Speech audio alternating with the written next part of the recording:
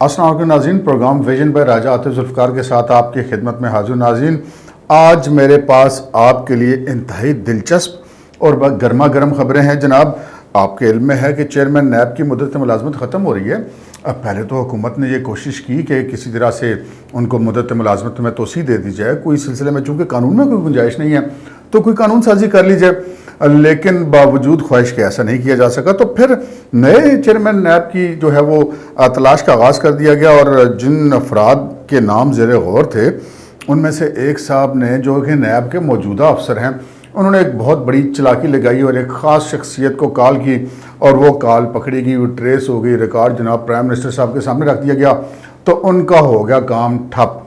ये सारी कहानी क्या है, इस पर बात करेंगे, मगर इससे पहले कि हम अपने प्रोग्राम को आगे बढ़ाएं, आपसे गुजारिश है कि अगर अभी तक आपने हमारे चैनल सब्सक्राइब नहीं किया तो प्लीज़ कर लीजिए और साथ ही बेल आइकॉन भी क्लिक कर दीजिए ताकि जो ही हमारा कोई नया प्रोग्राम अपलोड होता है तो उसका नोटिफिकेशन फ़ौरी तौर पर आपको मौसूल हो सके। तो प्रोग्राम का बाकायदा आगाज़ करते हैं। नाज़रीन, आपके इल्म में है कि हुकूमत ने पहले वो एक बिल लाने की कोशिश की मीडिया रेगुलेटरी अथॉरिटी के बनाने के लिए, और उसमें फिर हुकूमत को सुबकी हुई और उनको पीछे हटना पड़ा। फिर उन्होंने इलेक्शन कमीशन पर हमले शुरू कर दिए, उसमें से भी उनको पीछे हटना पड़ा। फिर जनाब खान साहब को पता नहीं क्यों जो मौजूदा चेयरमैन नैब हैं, जस्टिस रिटायर्ड जावेद इकबाल, वो बड़े पसंद है। वैसे वो काफ़ी लोगों को पसंद है। जब वो सुप्रीम कोर्ट के वो जज थे, फिर जब वो रिटायर हुए तो वो चेयरमैन नैब के लिए भी वही थे। फिर वो एबटाबाद वाला कमीशन बना, उसका सरबराह भी उन्हीं को बनाया गया। फिर लापता अफराद वाला कमीशन बनाया गया तो उसके सरबराह भी वही हैं। अब पता नहीं वो इतने ज़्यादा क्यों पसंद है। बहरहाल कोई ना कोई खूबी तो उनमें है। वैसे तो उनकी वीडियोस भी आ गई हैं मार्केट में, आप लोगों ने भी देखी होंगी, लेकिन इतनी बड़ी वीडियो आने के बावजूद उन्होंने कतन ये अखलाकी अपनी जिम्मेदारी नहीं समझी कि वो रिज़ाइन करते हैं और वो अपनी मुद्दत पूरी करने पर ही तुले रहे।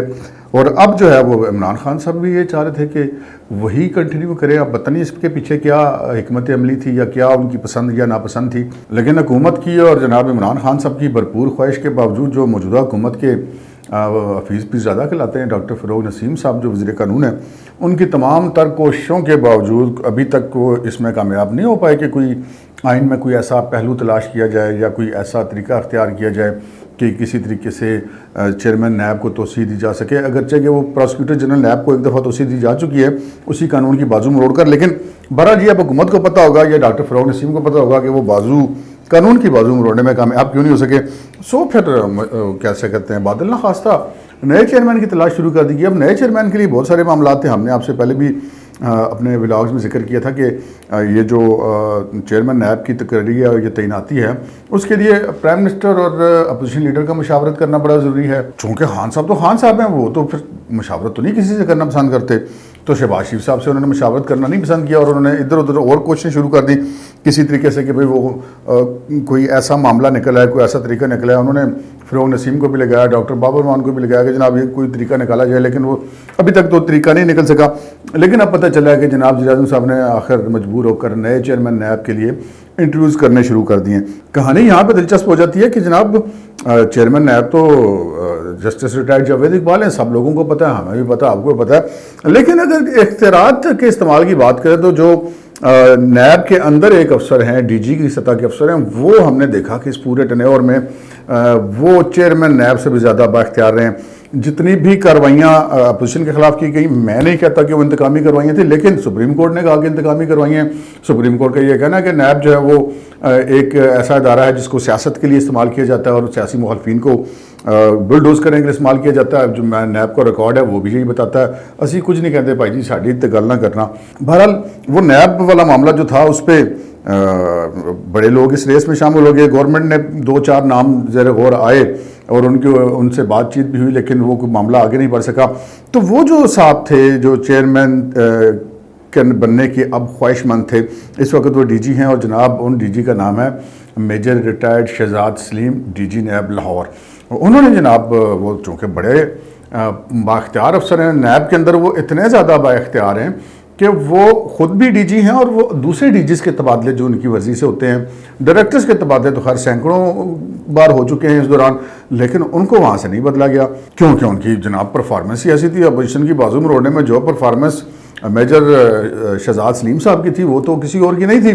फिर वो आपको पता ही है कि बड़े मतनाज़ा हो गए, उनके जो डिग्री जो है वो मुबैना तौर पे जारी निकल गई, वो मामला सुप्रीम कोर्ट तक पहुंचा और वो खासे मतनाज़ा हो गए सारे मामले में। लेकिन जो वाकफान हाल हैं, जो ज़राए हैं, वो ये बताते हैं कि जनाब इन्होंने जहां अपोजिशन की बाजू मरोड़ कर मुबैना तौर पर हुकूमत को खुश करने की कोशिश की, हर बंदे को रगड़ा लगाया लाहौर के अंदर उन्होंने, जो उनका दायरा इख्तियार था, बल्कि बाकी जगहों पे भी वो अहकाम दिया करते थे, चेयरमैन से भी ज़्यादा पावरफुल थे, मैंने आपको बताया। तो उन्होंने उस जो खिदमत थी, सियासी खिदमत की इस मौजूदा हुकूमत की, उसका जो मुआवजा उन्होंने लिया वो बड़ा हैवी था। वो मुआवजा ये था कि जनाब फिर उन्होंने जो दिल किया उन्होंने किया। उन्होंने मुख्तलिफ कारोबारी तबके को बहुत ज़्यादा मुबैना तौर पर हरासा किया, लोगों को बहुत ज़्यादा परेशान किया, और उनके ऊपर बहुत सारे ऐसे इल्ज़ाम लगाए जाते हैं कि उन्होंने जो नहीं है वो अपनी आमदन से बहुत ज़्यादा असासाजात बना रखे हैं। लेकिन चूँकि आमदन से ज़्यादा असासाजात का मामला तो नैब देखता है, और नैब में वो साहब खुद डीजी लगे हुए हैं, सो वो कुछ नहीं हो सकते। लेकिन कहीं ना कहीं इंसान जितना मर्जी चलाक हो वो गलती कर जाता है। और फिर जनाब एक अफसर जिसको चलाकियाँ लगाने की मुबैना तौर पे आदत पड़ चुकी है, तो उस अफसर ने जब चलाकी लगाने की कोशिश की, उन्होंने देखा कि अच्छा कानून में तो गुंजाइश नहीं है कि पिछला चेयरमैन नैब जो है उसको तोसी मिल जाए, तो अब तो प्राइम मिनिस्टर साहब को नया अफसर लगाना पड़ेगा। अब नए अफसर के लिए लाजिमी बात है कि उन मुशावरत करनी पड़ेगी। तो उन्होंने अपनी तरफ से चलाकी ये लगाई कि उन्होंने कहा कि अच्छा पीएम साहब ने मशवरा करना है, अपोजिशन लीडर से अभी नहीं करेंगे तो कल करना पड़ेगा, तो क्यों ना मैं अपना नाम प्राइम मिनिस्टर से पुट करवा दूं, और दूसरी तरफ से मैं अपोजिशन के साथ भी मामला तय कर लूँ। अपोजिशन के खिलाफ तो उन्होंने बड़ी सख्त किस्म की कार्रवाई की हैं, लेकिन जब बंदा अपने आगे देख रहा होता है ना, वो फिर भूल जाता है, और बंदा कहता है कि मैं कोई मिन्नत तरला करके या कोई मीठी बातें क्या क्या किसी को घेर लूँगा। तो उन्होंने मुबैना तौर पर एक कॉल खड़का दी जनाब शहबाज शरीफ साहब को, ताकि जब हुकूमत की तरफ से उनका नाम आए तो शहबाज शरीफ साहब उस पर एग्री हो जाएं। इस मामले के लिए उन्होंने कॉल करनी थी। सो उन्होंने जो कॉल की शहबाज शरीफ साहब को, वो कॉल पकड़ी गई, एक खुफिया अदारे ने जनाब वो पकड़ ली और वो उसकी रिपोर्ट प्राइम मिनिस्टर साहब को पेश कर दी। प्राइम मिनिस्टर के तो आंखें खुली रह गई। उन्होंने कहा अच्छा भाई जी तुसी साढ़े नाल भी थे, उधर भी कुड़ किथे थे, अंडा किथे। तो वो फिर जनाब काम हो गया उनका ख़राब। इस वक्त पोजीशन ये है कि जनाब वो जो तकरीबन अपने आप को अब चेयरमैन नैब भी समझ रहे थे, वैसे अमली तौर पे तो वो पहले भी थे, लेकिन ओहदा भी बाकायदा तौर पे वो लेने की कोशिश में थे। सो वो जो दौड़ धूप थी वो अब यकदम उसको ब्रेक लग गया, क्योंकि प्राइम मिनिस्टर के सामने रिपोर्ट आ गई। वो शहबाज शरीफ से बात की, अब तो सवाल ही पैदा नहीं होता कि ये बंदा चेयरमैन नैब लग जाए। सो वो भाईजान अब हो गए साइड पे। और अब जो पता चला है कि जनाब वज़ीर आज़म साहब ने कुछ लोगों के मुलाकातें इस सिलसिले में की हैं, कुछ लोगों के इंटरव्यूज़ भी करने शुरू किए। उनमें से एक जो पुलिस सर्विस ऑफ पाकिस्तान के अफसर हैं राय हुसैन असगर, जो कि FIA में भी रहे, IG गिलगित भी बल्तिस्तान भी रहे पुलिस के, इस वक्त वो डिप्टी चेयरमैन नैब। और मैंने आपको पहले भी अर्ज़ की थी कि राय हुसैन असगर साहब जो हैं वो मुमकिन है कि अगर प्राइम मिनिस्टर साहब एक मुशावरत नहीं करते अपोजिशन लीडर के साथ, तो मुमकिन है ये सीट चेयरमैन नैब की जो खाली रहे, और डिप्टी चेयरमैन जो है वो ऑटोमेटिकली उस मामले को चलाते रहें कायम मुकाम चेयरमैन के तौर पे।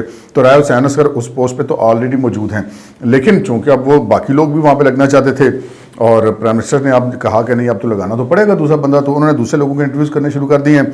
सो उनमें राय हुसैन असगर का भी इंटरव्यू है, और कुछ और लोगों से भी प्राइम मिनिस्टर साहब की मुलाकातें कुछ लोगों से हो चुकी हैं और कुछ लोगों से होने वाली हैं। सो ये एक बड़ी मज़ेदार सी खबर थी कि जनाब अपोजिशन को भरपूर रगड़ा जो पूरे अरसे में लगाया, जिस अफसर की अपनी डिग्री वाला केस भी रहा, जिस अफसर ने जनाब लाहौर में बड़े बड़े बिजनेसमैनों की बाजुएं मरोड़ कर मुबैना तौर पर बहुत सारा जो फ़ायदा हासिल किया और अपने इख्तियारात का नाजायज़ इस्तेमाल किया, तो वो बात एक बहुत बड़ी चलाकी लगाते लगाते वो कहते हैं कि वो जो उन्होंने कुआं खोदा था वो खुद उसमें जा गिरे, और प्राइम मिनिस्टर की नज़रों में भी साथ ही वो गिर गए, और फिर वो इस दौर से फ़िलहाल बाहर हो गए। हमने कहा ये एक अच्छी सी खबर थी तो ये आप तक पहुँचा दें। आज के प्रोग्राम में इतना ही, इजाज़त दीजिए, अल्लाह हाफ़िज़।